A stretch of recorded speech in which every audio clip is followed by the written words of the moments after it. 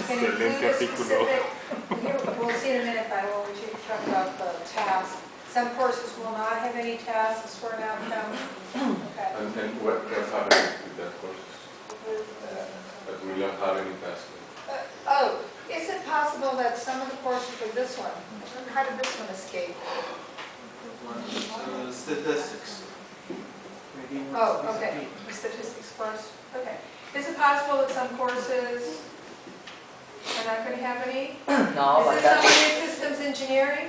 No, that's because one people is not here. If they are here, they will say, no, this point is important. Yes. They will recall the outcomes that they think are on that course. Okay. Yes, that's So, it. but it may be possible that you, and you've got some here where you have not assigned, in terms of your program, not assigned specific outcomes to them. And that's possible. But you want to look at your curriculum, which is what we did. We looked at the curriculum as a whole to see if we're introducing and teaching a learning outcome before you expect students to use the skills. Okay? And not assume that they know. And then you create a matrix to summarize the integration of learning outcomes into the courses in the curriculum for each program, including the common courses if possible.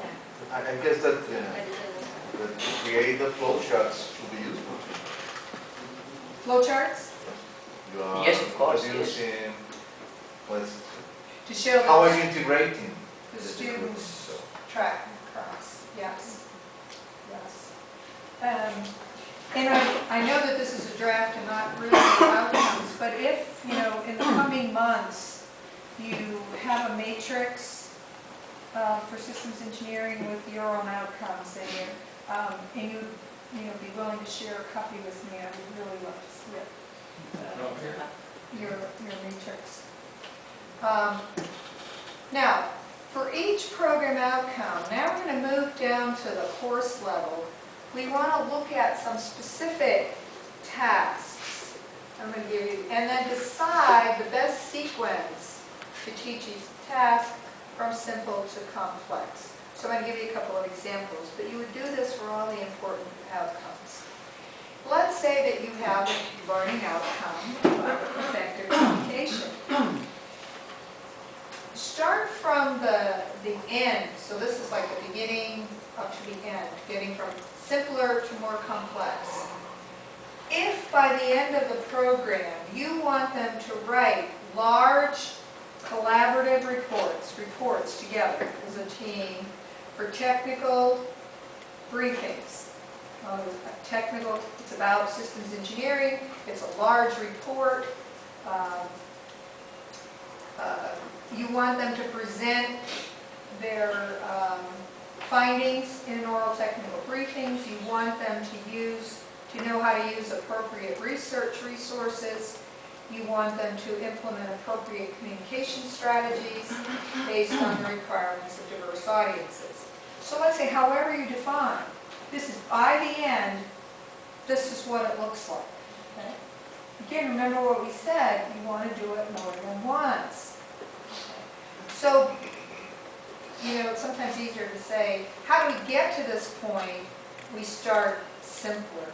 So maybe the first time we do communication, students write short, individual, structured reports. Okay? See the difference. We want them here. So they're on their own, and you're doing that with those, you're moving from individual projects. Okay? So a short report, an individual statement, they might create sketches and charts and simple graphics, and they might practice simple interpersonal communications over that, okay? The next time they do it, now they write and present individual or small group reports. So maybe they move from that to maybe a partner. Now maybe they're writing lab reports, and the graphics that they're creating are discipline specific. Okay? So you see how it's going from short time, individual, very specific, working its way down to, so then they write a large individual or collaborative report of conference quality. Oh, this is going to be a good example. Okay. And they may do, now they're doing an oral report, but as a team. And maybe of, oh, I corrected that? That's a spelling mistake, of conference quality. They're learning now to use research resources. Okay? They're using different strategies based on the requirements of audience. At this point, they're beginning to focus their communication and analyze the audience and tailor their presentation because they know the audience. Okay? At the very beginnings, you may not worry about that. Right? But you see what we're doing, this is what, it's a sequence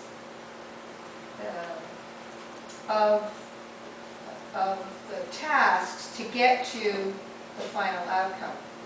So wherever it appears in your curriculum, you're not trying to do this the very first time communication, you're teaching communication. Okay? Same thing with teamwork. You want to get to the part where in some of those final projects, you've got a large project team, maybe for the full semester, maybe multiple semesters. Okay? And it's focused on deliverables. They actually come up with a deliverable. Okay? Where, this is really from the instructor's perspective, where they learn leadership skills, they practice complex negotiations, evaluation, and problem solving. Okay? That's a very complex task. So you don't have them do that the very first time they work in teams. So maybe the first time, it's a small team and it's short term. Maybe it runs a couple weeks. Maybe it runs a month. Okay? And they learn simple planning, scheduling, facilitation. And you begin to introduce team evaluation and problem solving. Then the short term gets a little bit longer. And then they're actually doing evaluation and problem solving. Then you might have a medium-sized project team. So the teams get bigger and more complex, the length of time gets longer, the kinds of responsibilities of the team become more complex. So that helps you to now look across your curriculum and say, so that you're not saying, when this person says, when your faculty member says, it says I have to teach communication. Right. This is what they're thinking. So you go back to them and say, no, no, no, no. You're one of the first times they work in teams. So if you say, okay, oh, okay, well I can do that. Put them together for a couple of weeks. Just tell them a little bit about planning and scheduling. Okay, and talk a little bit about how to evaluate themselves as a team. Okay, it becomes possible. And then they work their way up. Okay, let's look at, now we're going to move down to the course level. And you're going to write learning outcomes. I'm going to change something here. At the course level. For the most part, let me just, if you permit me, I want to change this, but I'm going to call it a standard anyway. So I'm just going to give you the right word. Okay.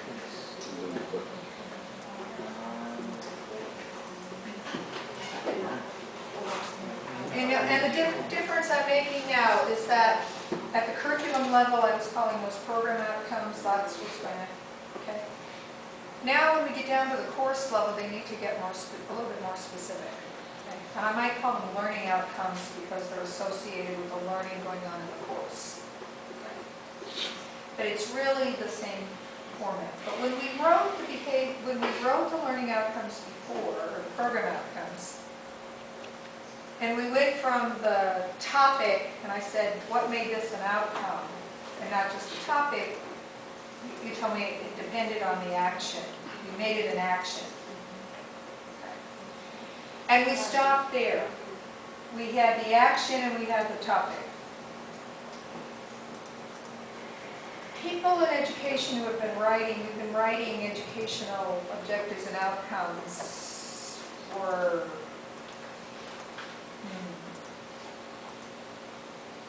good number of years. 30 years? And probably longer than that, but 30 years. And when they first came into, and they came in obviously through elementary and secondary school, this idea of writing educational objectives and educational outcomes. And when the people who were promoting this approach, the people who spend a great deal of time on writing, learning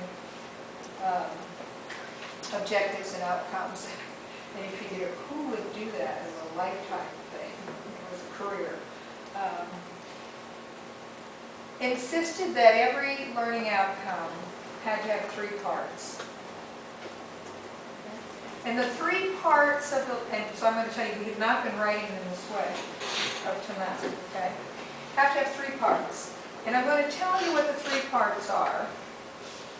And then I'm going to tell you what the Doris Broder adaptation is to that rule. Okay? Because remember, educational objective writers say every objective has to have 3 parts. So we'll start and learn what the 3 parts are. And the first one is what you've already seen. We're calling it here the skill or behavior. It's what you called the action before. It's what the students, it's from the student's perspective. It's what the learner will be able to know or do or have an opinion about. It's the knowledge, the skill, the attitude, and what their what action is associated with that, or what disposition is associated. And always written from the student's perspective. Okay? And we've talked about that, and it's pretty clear. The second part, and I'll give you the adaptation as I go through. For me, this is absolutely a must.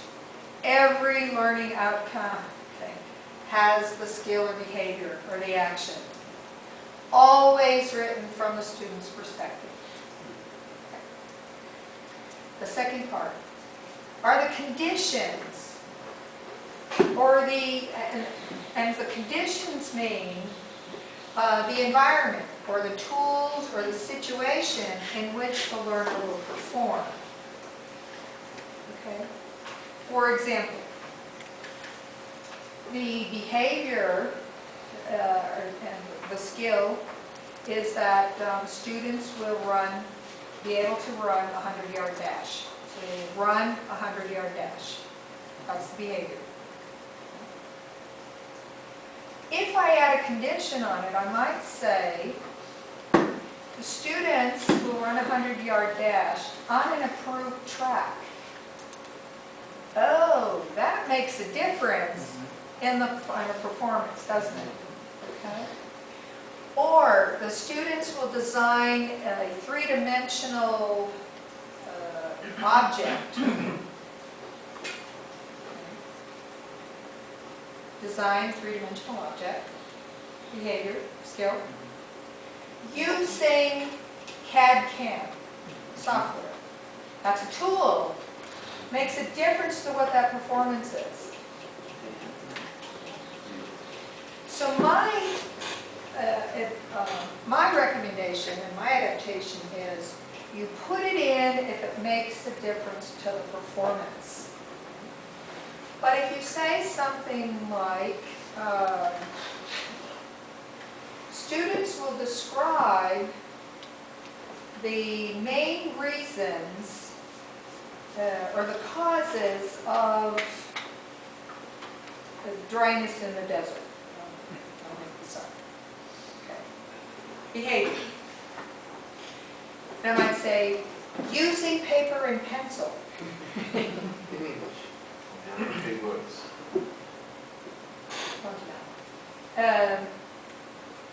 You know, they'll know, and they would put that in. Because what tool am I going to use? You know, what's the, you know, situation, or in the classroom. And that's, you know, of course, now you might say, you know, and I used to, you know, say to someone, well, unless you want them writing on the desk, of course they're going to use paper and pencil. Get that out of it. Now, I heard from Danielle. In English, aha, there's a condition that changes their description. Put that in. All right? But, all right, so if it changes behavior, put it in. The same thing, Because, for example, and so what difference does it make? Well, if the outcome, let's go back to that 100-yard. No, I'll use that for the next one. The standard, and it's sometimes called the criterion or the criteria, but more often it's called the standard, and that's why I changed the term.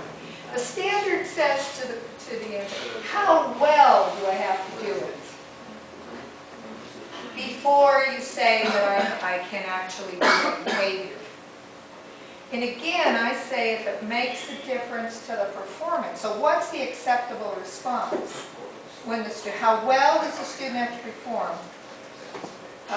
Usually related to time, or often related to time or the number of allowable errors. Go back to the one about writing the report.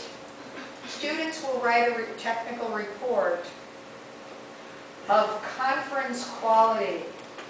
How good does that report have to be of conference quality? So they don't meet the objective unless it's that good. All right, put it in there.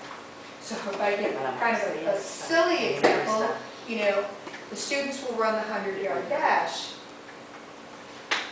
I can say, I can do that. I can meet that objective.